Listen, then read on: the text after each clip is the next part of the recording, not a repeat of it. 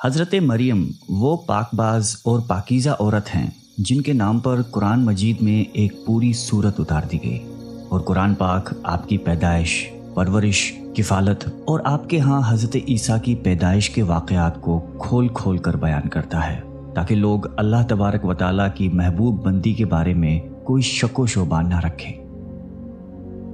حضرت مریم علیہ السلام حضرت داؤد علیہ السلام کی نسل سے تعلق رکھتی ہیں۔ آپ کے والد محترم اس دور میں بنی اسرائیل کے امام نماز تھے، اور آپ کی والدہ محترمہ بھی عابدہ اور زاہدہ خاتون تھیں۔ اس دور میں اللہ تعالیٰ نے بنی اسرائیل پر حضرت زکریا علیہ السلام کو مبعوث فرمایا تھا۔ جب حضرت مریم علیہ السلام کے والدہ کے ہاں اولاد نہیں تھی تو انہوں نے اللہ کے نام پر یہ نظر مانی کہ اگر ان کے ہاں اولاد ہوئی تو وہ اسے بیت المقدس کی خدمت کے لیے وقف کر دیں گی۔ اس وقت کے رواج کے مطابق جو لڑکا اللہ تعالیٰ کے نظر کر دیا جاتا وہ نہ تو شادی کرتا تھا اور نہ ہی دنیاوی مشاغل میں دلچسپی لیتا تھا، صرف عبادت گاہ کی خدمت کرتا اور خود عبادت میں مشغول رہتا تھا۔ حضرت بی بی مریم کی والدہ نے بھی بیٹے کے عطا کرنے کی دعا اس لیے کی تھی کہ رواج کے مطابق عبادت گاہ کی خدمت کے لیے تو صرف لڑکوں کو قبول کیا جاتا تھا، لڑکیوں کے لیے یہ اجازت نہیں تھی۔ چنانچہ بیٹے کی جگہ جب بیٹی پیدا ہوئی تو ماں کو یہ فکر ہو گئی کہ اس کی نظر قبول نہیں ہوگی، کیونکہ دستور کے مطابق لڑکی نظر کرنے کی ممانعت تھی۔ اسی کشمکش میں اللہ تعالیٰ سے یہ دعا کی کہ اے رب، میں نے تو لڑکے کی درخواست کی تھی، لیکن جو اللہ تعالیٰ کی ذات بابرکت کا علم ہے وہاں تک انسانی سوچ کیسے پہنچ سکتی ہے؟ اللہ تعالیٰ نے جس لڑکی کو پیدا فرمایا تھا اس سے دراصل مقدس ماں بنانا مقصود تھا، جس میں سے ایک عظیم الشان مبارک و مسعود بیٹے نے پیدا ہونا تھا جو پیدائشی نبی تھا۔ بہرحال حضرت مریم کی پیدائش ہو جاتی ہے اور مدت رضاعت ختم ہوتی ہے تو آپ علیہ السلام کی والدہ محترمہ آپ کو بیت المقدس لے جاتی ہیں تاکہ مجاوروں کے سپرد کر کے اپنی منت پوری کریں۔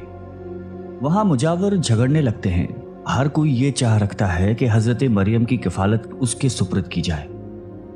پھر یہ فیصلہ ہوا کہ مجاورین وہ قلم جس سے وہ توریت لکھتے تھے پانی میں چھوڑ دیں، جس کا قلم پانی کے بہاؤ میں بہنے کی بجائے الٹا بہے وہی حضرت مریم کی کفالت کا حقدار ہوگا۔ اس مقابلے میں حضرت زکریا بھی شامل تھے۔ ان کے قلم کو اللہ تعالیٰ نے پانی میں بہاؤ کے الٹے طرف بہایا اور ان کی پرورش کے حقدار ہو گئے، اور بی بی مریم کو اللہ کی منشا کے مطابق حضرت زکریا کی کفالت میں دے دیا گیا۔ حضرت زکریا کی بیوی حضرت مریم کی خالہ لگتی تھی، اس لیے ان سے بڑھ کر ان کی پرورش اور کون کر سکتا تھا۔ اسی طرح حضرت مریم بیت المقدس میں رہائش پذیر ہو گئی۔ آپ کے لیے ایک کمرہ مخصوص کر دیا گیا جہاں حضرت زکریا کے علاوہ اور کوئی نہیں جا سکتا تھا۔ آپ دن رات اللہ تعالیٰ کی عبادت میں مشغول رہتی تھیں۔ جب بھی حضرت زکریا آپ کے پاس آتے تو وہ حیران ہوتے، کیونکہ آپ کے پاس بے موسم پھل موجود ہوتے تھے۔ گرمیوں کے پھل سردیوں کے موسم میں اور سردیوں کے پھل گرمیوں کے موسم میں آپ کے حجرے میں موجود ہوتے تھے۔ حضرت زکریا کی حیرت بجا تھی، تبھی حضرت مریم سے پوچھا کہ یہ پھل کہاں سے آتے ہیں، کون دے کر جاتا ہے آپ کو؟ حضرت مریم پرسکون ہو کر فرماتی ہیں کہ اللہ کے پاس سے۔ تبھی حضرت زکریا نے اللہ تبارک و تعالیٰ سے وارث کے لیے دعا فرمائی۔ آپ کی بیوی کے بانجھ ہونے کے باوجود معجزۂ خداوندی سے آپ کے یہاں حضرت یحییٰ کی ولادت ہوئی۔ حضرت مریم کی عظمت اور فضیلت کو رب کریم نے بار بار قرآن مجید میں فرمایا ہے اور اپنی مومنہ بندی کی پاکیزگی اور پاک دامنی کا اعلان کیا ہے۔ حضرت بی بی مریم کی عمر جب تقریباً 15 سال ہوئی تو ایک فرشتہ خوبصورت نوجوان مرد کی شکل میں نمودار ہوا، جسے علیحدگی میں دیکھ کر حضرت مریم خوفزدہ ہوئیں اور وہ اپنی عصمت کی حفاظت کے لیے فکر مند ہو گئیں۔ گو کہ فرشتے کے چہرے پر تقویٰ کے آثار نمایاں تھے، تاہم بی بی نے اپنی عصمت کی حفاظت کے لیے خود کو اللہ کی پناہ میں دے دیا۔ یہ ایک عفت اور پاک بازی کا ایک طرح کا امتحان تھا جو اللہ کے خاص بندوں پر اکثر ہوتا ہے۔ آپ نے اس شخص سے کہا کہ وہ وہاں سے چلا جائے۔ ان کی پریشانی دیکھ کر نوجوان نے کہا کہ گھبرانے کی ضرورت نہیں، میں انسان نہیں ہوں، اللہ تعالیٰ کی طرف سے بھیجا ہوا ایک فرشتہ ہوں۔ آنے کی وجہ بتاتے ہوئے فرشتے نے کہا کہ آپ کو ایک پاکیزہ اور مبارک و مسعود بچے کی ولادت کی خوشخبری دینے آیا ہوں۔ حضرت مریم کو انتہائی تعجب ہوا۔ وہ بولی کہ یہ کیسے ممکن ہے، کیونکہ وہ شادی شدہ نہیں تھی۔ فرشتے نے کہا کہ اس سے پہلے اللہ تعالیٰ حضرت آدم علیہ السلام کو ماں اور باپ دونوں کے بغیر پیدا فرما چکا ہے، اور حضرت حوا علیہ السلام کو صرف مرد کے وجود سے پیدا فرمایا گیا۔ حضرت مریم جب حاملہ ہوئیں تو ایک دور جگہ چلی گئیں۔ اس بارے میں ایک قصہ کئی بزرگوں نے ذکر کیا ہے کہ جب آپ کا حمل ظاہر ہوا تو سب سے پہلے بنی اسرائیل کے عابد اور زاہد شخص وہب بن منبع، جو آپ کے خالہ داد بھائی تھے، انتہائی تعجب میں پوچھا کہ اے مریم، کیا بیج کے بغیر کھیتی اگ سکتی ہے؟ فرمایا جی ہاں، بتاؤ کس نے پہلی مرتبہ کھیتی کو پیدا کیا؟ پھر پوچھا کہ کیا بغیر مرد کے اولاد ہو سکتی ہے؟ فرمایا کہ جی ہاں، اللہ تعالیٰ نے حضرت آدم کو بغیر ماں باپ کے پیدا فرمایا۔ پھر کہا کہ اچھا اپنی خبر دو۔ حضرت مریم نے فرمایا کہ اللہ تعالیٰ نے مجھے خوشخبری دی ہے اپنی طرف سے ایک نشانی، جس کا نام مسیح عیسیٰ بن مریم ہوگا، دنیا اور آخرت میں صاحب مرتبہ ہوگا اور لوگوں سے بچپن اور بڑھاپے میں کلام کرے گا۔ محمد بن اسحاق فرماتے ہیں کہ جب حضرت مریم کے حاملہ ہونے کی خبر بنی اسرائیل میں عام ہو گئی تو بہت سے افراد نے حضرت زکریا کے گھر آنا جانا بند کر دیا اور آپ پر الزامات اور بہتان لگانے لگے۔ حضرت مریم نے لوگوں سے علیحدگی اختیار کر لی اور دور تنہائی میں چلی گئی۔ جب حمل کا درد شروع ہوا تو آپ نے ایک درخت کا سہارا لیا اور ان کے نیچے بیٹھ گئی۔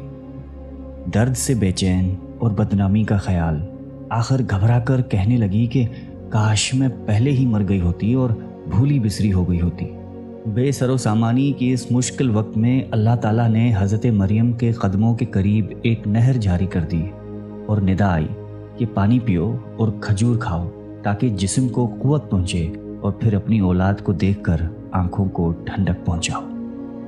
اسلام آنے سے پہلے بولنے کا روزہ رکھنا عبادت میں داخل ہوتا تھا، یعنی صبح سے رات تک کسی سے بات نہ کرتے۔